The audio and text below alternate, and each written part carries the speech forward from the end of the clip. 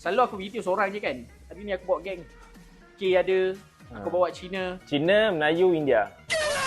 Hari ni special kita nak cerita pasal kenali touring ni. Macam yang korang tahu, kita akan pergi ke Vietnam. Merentas 4 negara. Benda yang kita buat hari ni dekat Aladdin Car Audio Accessories ni, kita pasang ni.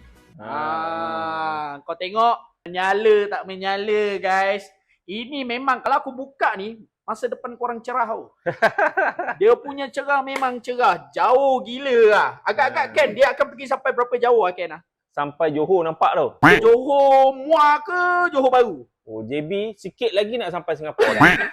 Jadi sekarang ni aku nak test buka benda ni. Standby, Terang tak terang, ini yang akan mewarnai bumi Vietnam nanti. So,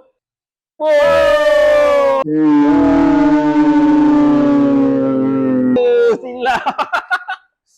silau guys. Ini kalau tak nampak juga tak tahu lah kan. Dia bukan sekadar boleh warna kuning je Dia boleh ikut rentak lagu lagi. Tak percaya.